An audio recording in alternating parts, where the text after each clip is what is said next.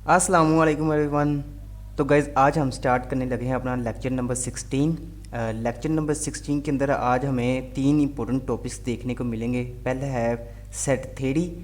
काफ़ी पुराना टॉपिक है, 9th से पढ़ते आ रहे हैं, लेकिन वैसे पढ़ाने वाली कोई चीज़ तो नहीं है, लेकिन चलिए इसको स्टार्ट करते हैं। सेकंड होगा काउंटिंग रूल और द रूल ऑफ मल्टीप्लिकेशन, जो कि दोनों सेम ही है। तो देखते हैं ये क्या है। अच्छा जी, सेट क्या है? सेट कहते हैं किसी भी ऑब्जेक्ट के ग्रुप को या उसकी लिस्ट को या कलेक्शन को। कोई भी हमारे पास ऑब्जेक्ट हो, कोई भी हो सकता है, अगर हम उसका कोई हमारे पास उसकी कोई कलेक्शन मौजूद हो, कोई लिस्ट मौजूद हो, या उनका हम कोई ग्रुप बना दें, तो हम उसे एक सेट करेंगे। जैसे कि अ ग्रुप ऑफ स्टूडेंट्स, इसी तरह books in the library, integers between 1 to 100, इसी तरह all human beings on the earth.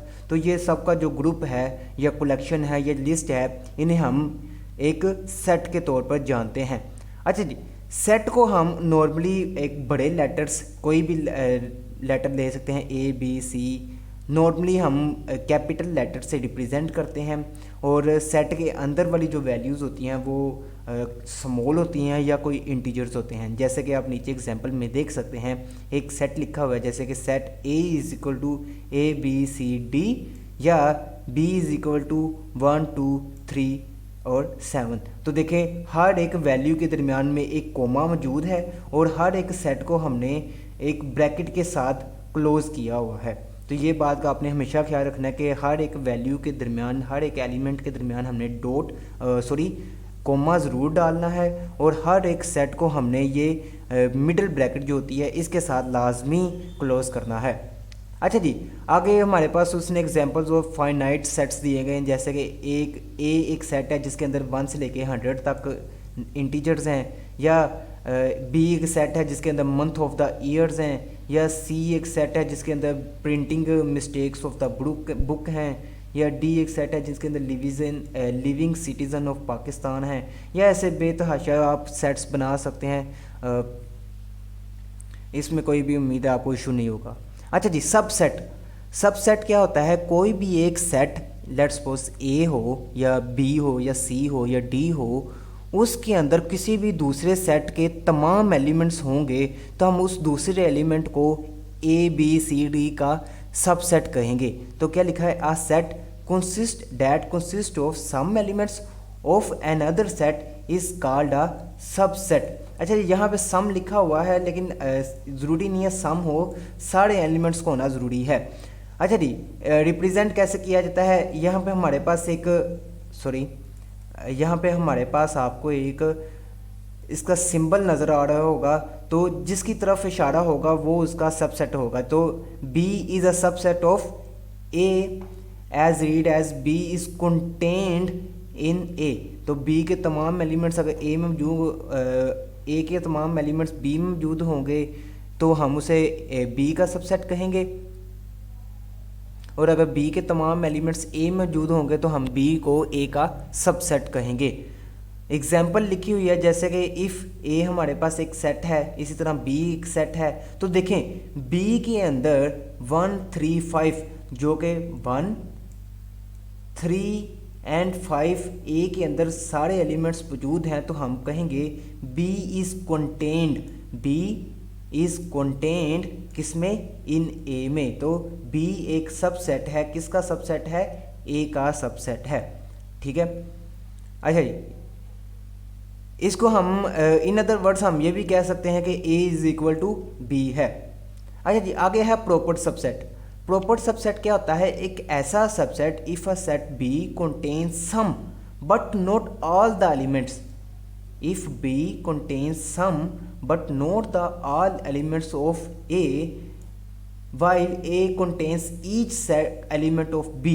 इसका क्या मतलब है?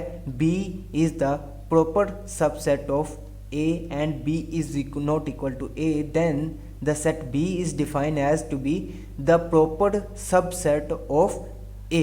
यानी कि B के अंदर सारे एलिमेंट्स मौजूद है, लेकिन सारे नहीं मौजूद A के, तो हम क्या कहेंगे कि B A का एक प्रॉपर सबसेट है। अच्छा जी, यूनिवर्सल सेट। यूनिवर्सल सेट क्या होता है? एक ऐसा सेट जिसके अंदर बाकी तमाम सेट्स जो हमारी किसी भी एक्सपेरिमेंट में परफॉर्म होंगे उनकी तमाम की वैल्यूज़ मौजूद होंगी, तो हम उसको कहेंगे ये एक यूनिवर्सल सेट है। ठीक है, इसको हम एस से रिप्रेजेंट करते हैं। जब भी आप किसी भी यूनिवर्सल सेट को देखेंगे ये हमेशा एस से आपको नज़र आएगा, और इसको हम इस वाले सिंबल से भी जाहिर करते हैं। एग्जाम्पल दी गई हैं जैसे कि a इज इक्वल टू 1 2 3, तो ऑल पॉसिबल सबसेट्स ऑफ, अच्छा ये आप छोड़ें, ये नहीं है। हमारी है मेन चीज़ है वेन डायग्राम। अच्छा जी, वेन डायग्राम क्या है? किसी भी वेन डायग्राम को एक इंग्लिश लॉजिशियन जॉन वेन ने इंट्रोड्यूस करवाया 1834 से लेके वो 1923 उनकी डेट ऑफ बर्थ से डेट ऑफ डेथ है। तो उन्होंने क्या कहा? A diagram that is understood to represent sets, एक डायग्राम जिसे हम जानते हैं सेट्स को रिप्रेजेंट करने के लिए by circular region, by circular region, part of the circular region और देयर कॉम्प्लीमेंट्स। एक ऐसी डायग्राम जिसके अंदर हम सेट्स को एक सर्कुलर रीजन के तौर पर रिप्रेजेंट करते हैं, वो क्या कहलाती है? वो उसकी वेन डायग्राम कहलाती है। ठीक है, इस वेन डायग्राम के ऊपर कुछ ऑपरेशंस उसने परफॉर्म किए हुए हैं। वो ऑपरेशन कौन कौन से हैं पहले देखें। पहला है यूनियन ऑफ सेट्स। यूनियन क्या होता है? यूनियन का मतलब होता है जमा करना। तो इसको हम ये यू के सिंबल से रिप्रेजेंट करते हैं। जब हम दो सेट्स का यूनियन लेंगे तो इसके दरमियान में ये वाला सिंबल लगाएंगे और इसको रीड एज करेंगे ए यूनियन बी। तो ए यूनियन बी क्या होता है? एक ऐसा सेट जिसके अंदर बाकी दोनों सेट यानी कि ए और बी के तमाम एलिमेंट्स मौजूद हों, हम उसको कहेंगे ये ए और बी का एक यूनियन सेट है। एक बात का इसके अंदर ख्याल रखना है कि आपने वो एलिमेंट्स जो ए और बी के अंदर कॉमन होंगे उनको दो बार नहीं लिखना, एक बार लिखना है। जैसे कि नीचे एग्जाम्पल में आप देखें, एक सेट है 1 2 3 4 और बी एक सेट है 3 4 5 6। तो लिखें हमारे पास यूनियन सेट क्या आया है? 1 2 3 4 5 6। तो देखें 3 एंड 4 ए में मौजूद है, बी में मौजूद है। इसी तरह ये देखें, लेकिन उसको उसने रिपीट नहीं किया। तो आपने इस बात का ख्याल रखना है कि आपने रिपीट नहीं करना बल्कि एक बार ही एक वैल्यू को लिखना है। और इसको शेड कैसे करना है? दोनों का ओवरलैप किया, ठीक है, और दो वो ओवरलैप करके हमारे पास ये सारा एरिया आएगा। इसी तरह आता है नेक्स्ट है इंटरसेक्शन। इंटरसेक्शन का मतलब है कॉमन चीज़।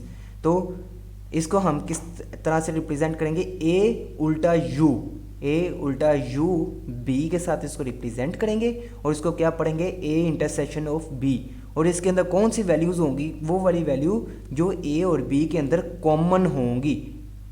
जैसा कि ऊपर वाली एग्जांपल को देखें 1 2 3 4 और बी के अंदर 3 4 5 6। तो देखिए क्या कॉमन है? इसके अंदर भी 3 4 ए के अंदर कॉमन है और बी के अंदर भी 3 4 कॉमन है। तो क्या आएगा? Intersection 3 and 4। सिंपल। इसी तरह डिसजॉइंट सेट। डिसजॉइंट सेट क्या कहते हैं? Two sets A and B are defined to be disjoint or mutually exclusive or non overlapping when they have no element in common.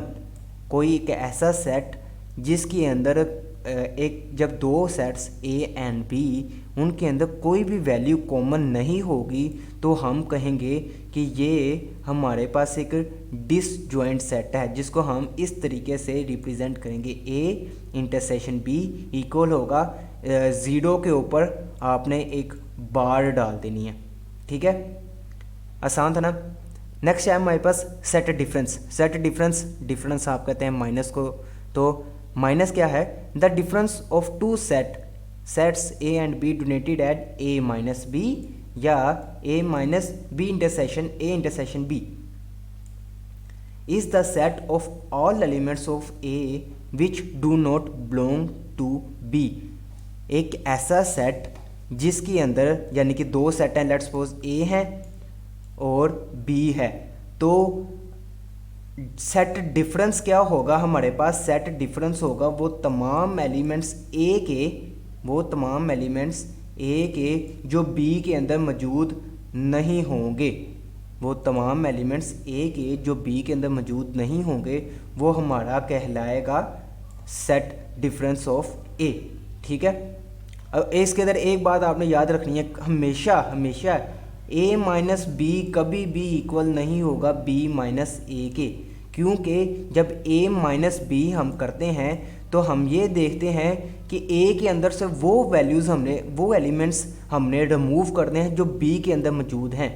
ठीक है। और जब b माइनस ए करते हैं तो हमने ये देखना होता है कि b के अंदर से वो वैल्यूज़ या वो एलिमेंट्स हमने रिमूव करने हैं जो a के अंदर मौजूद हैं।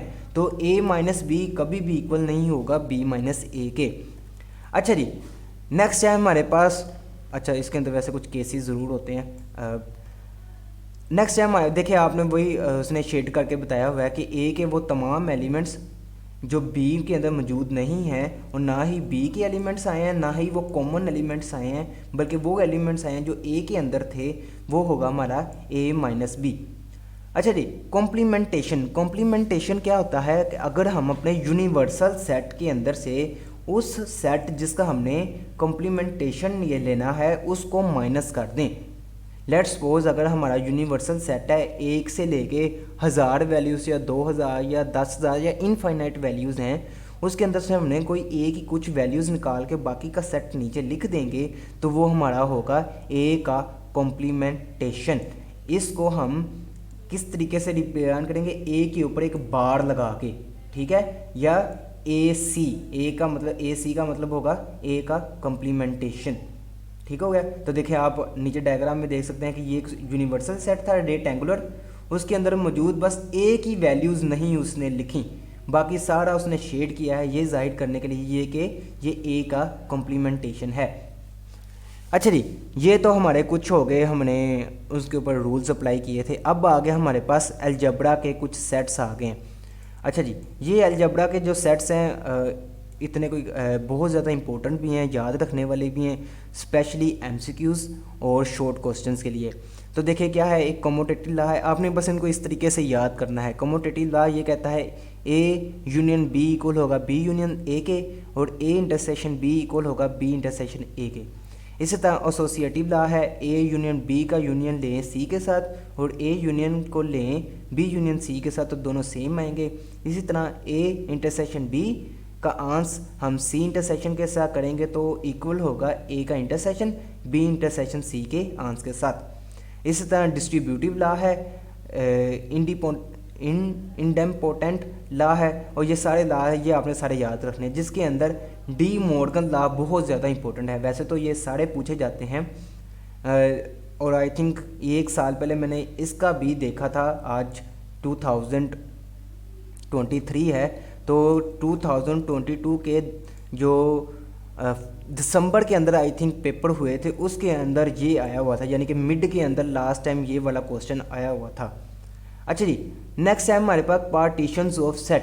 पार्टीशन यानी कि सेट की पार्टीशन हमने करनी है। तो क्या है, a partition of the set is subdivision of the set into non empty subset. Example में देखें, जैसे कि एक सेट है ए बी सी डी ई, तो हमने उसकी पार्टीशन की है किसमें, ए और बी में और सी डी ई में, यानी कि उसके सेट को बस तोड़ दिया है। इसी तरह क्लास ऑफ सेट्स है। क्लास ऑफ सेट क्या है, a set of sets is called a class.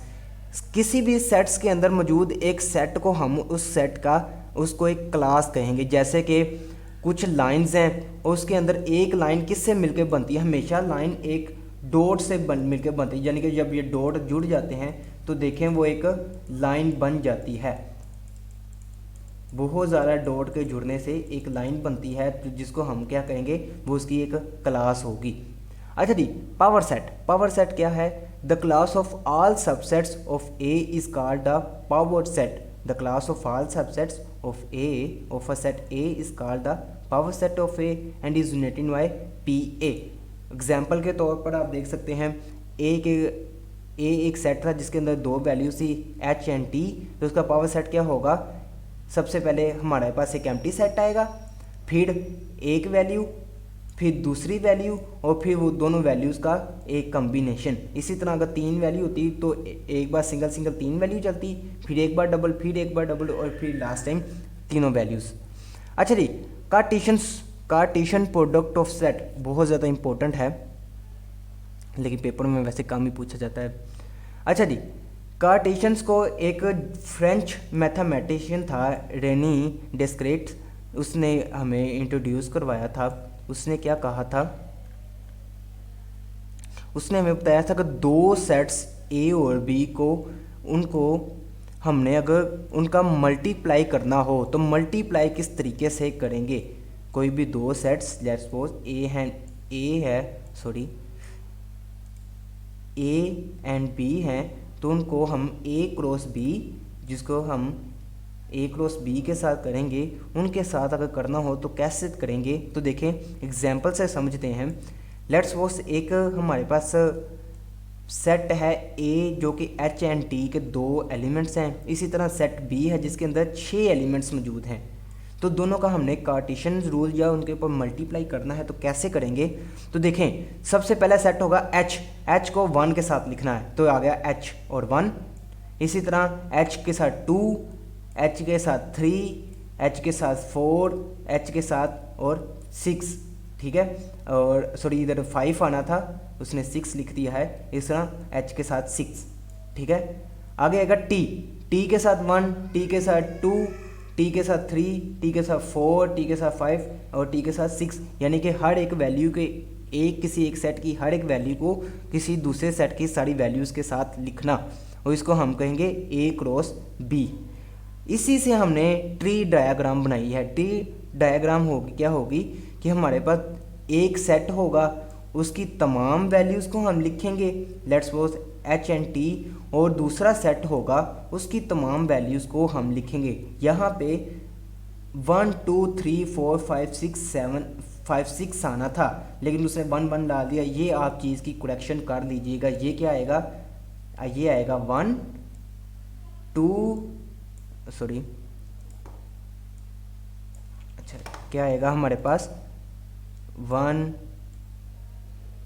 2 3 4 5 और 6।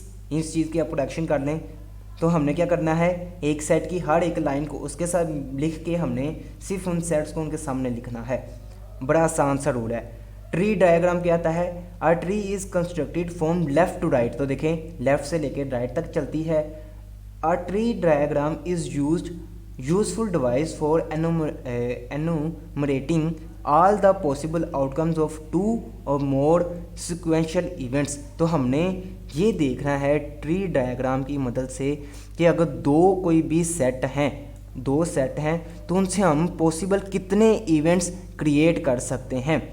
और उसने एक हमें रूल बताया है कि ए का क्रॉस करें अगर बी के साथ तो वो इक्वल नहीं होगा बी के क्रॉस ए के साथ। यही चीज़ हमारी काउंटिंग रूल है और यही चीज़ हमारी रूल ऑफ मल्टीप्लिकेशन है। इसके अंदर भी हम यही चीज़ देखेंगे कि हम 2 सेट्स को किस तरीके से मल्टीप्लाई करें और किस तरीके से उसके साथ ऊपर अंदर से हम पॉसिबल आउटकम्स निकाल लें। ठीक है, ये था हमारा आज का लेक्चर। आई होप सो आप सबको अच्छा लगा होगा। इंशाल्लाह हम मिलेंगे अपने लेक्चर नंबर 17 के साथ। तब तक आप अल्लाह हाफिज़। और फाइनल चीज़, अगर आपको काइंडली हमारा लेक्चर अच्छा लगे तो इसे लाइक करें और चैनल को सब्सक्राइब करना बिल्कुल मत भूलिए। मिलते हैं अगली वीडियो के साथ। अल्लाह हाफिज़।